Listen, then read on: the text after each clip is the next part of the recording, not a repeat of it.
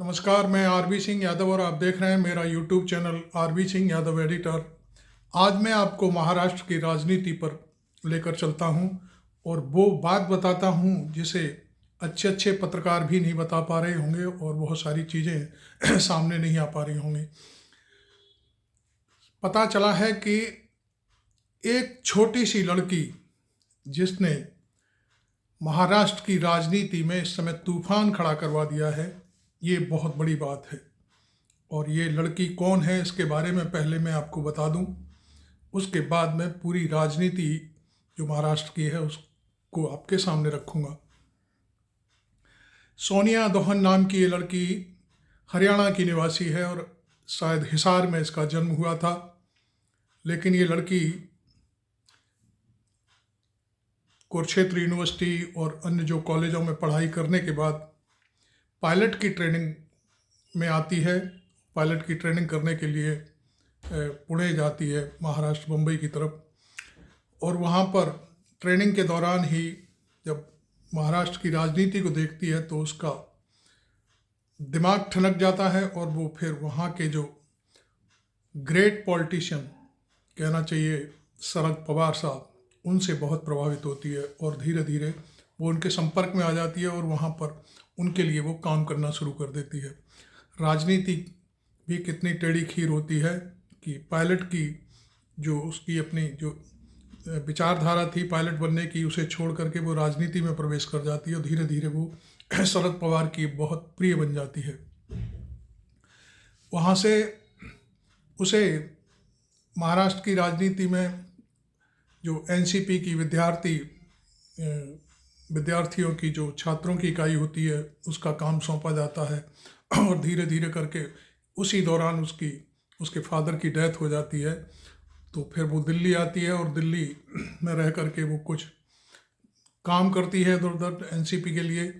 तो उसे छात्र राजनीति की इकाई का अध्यक्ष बना दिया जाता है।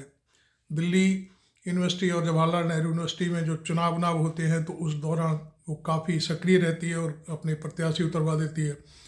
और धीरे धीरे करके जब ये सारा इतना हो जाता है तो वो एनसीपी का जो दिल्ली दफ्तर है उसकी इंचार्ज बना दी जाती है।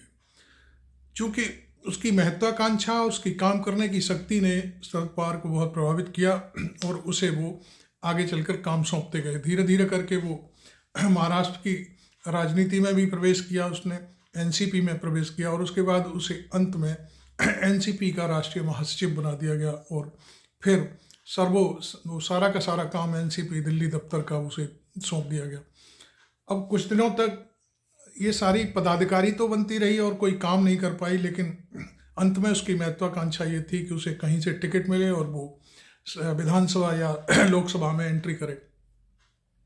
वो काम जब उसका पूरा नहीं हो पाया तो उसे अब तिलमिलाहट होने लगी और उसने पिछला जो हरियाणा का चुनाव हुआ उसमें कांग्रेस की तरफ झुकाव करके करनाल से उसने टिकट मांगा, लेकिन कांग्रेस ने उसे टिकट नहीं दिया और वो हताश होकर के फिर एक बार एनसीपी के दफ्तर में आ गई। और जब इन सब चीज़ों में जब एनसीपी का पिछले 2 साल पहले बंटवारा हुआ तो उसने एनसीपी का जो दफ्तर था उस पर कब्जा बनाए रखा और जो प्रफुल्ल पटेल वगैरह की इनकी फ़ोटो थी उनको सबको बाहर फेंकवा दिया।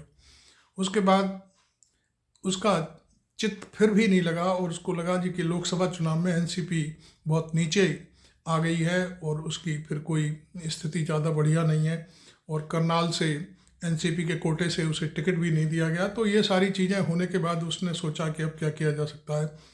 तो ऐसा जो पता चला है हमको कि उसने शायद बीजेपी के लोगों से संपर्क साधा और बीजेपी इस समय छटपटा रही है कि उसकी केंद्र की सरकार कैसे बचे, क्योंकि उधर एक तरफ नीतीश कुमार की लंगड़ी लगी हुई है, दूसरी तरफ आंध्र प्रदेश वाले नायडू का की बैसाखी है। तो इन सब चीज़ों को देखते हुए उसे कुछ लोगों ने प्रयोग करने की कोशिश की और वो जा कर के उसने जो 8 सांसद हैं एनसीपी के उनमें से 7 को तोड़ने की जिम्मेदारी शायद सौंपी गई। उसमें से बताया गया 7 सांसदों ने तो बाकायदे हामी भी भर दी कि आप ये सब काम करो, हम देख लेंगे।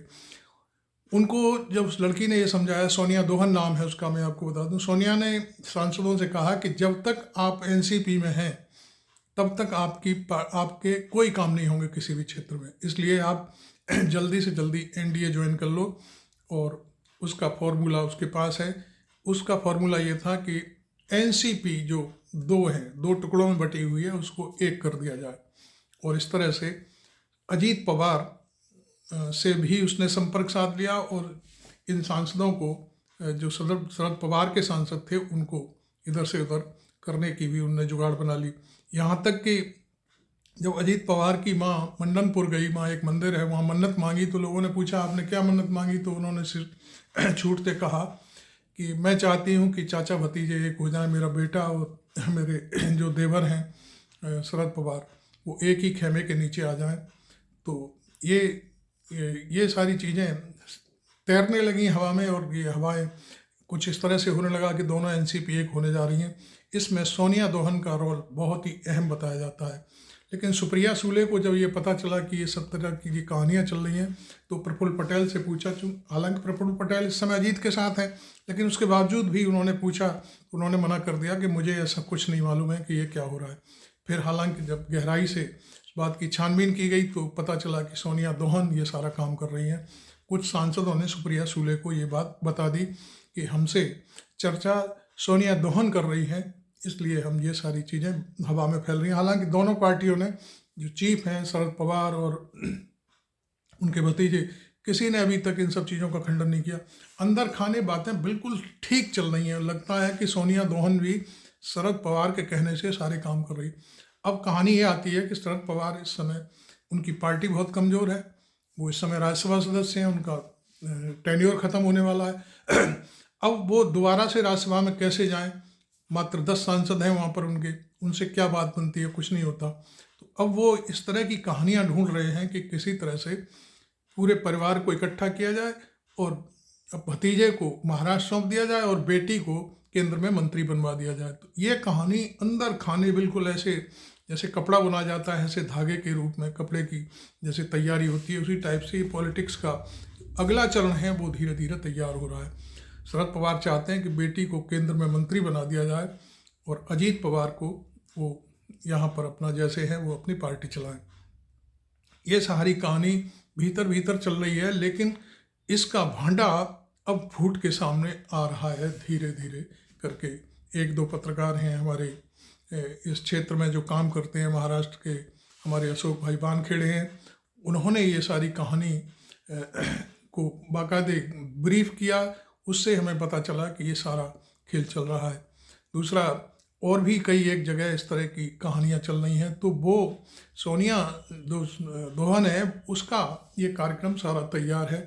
सोनिया दोहन शरद पवार को अपना गॉडफादर मानती हैं और वास्तव में वो उसको एक पिता के रूप में देखती हैं, और वो कहती हैं कि राजनीति में वही मेरे आका हैं, वही मेरे गुरु हैं।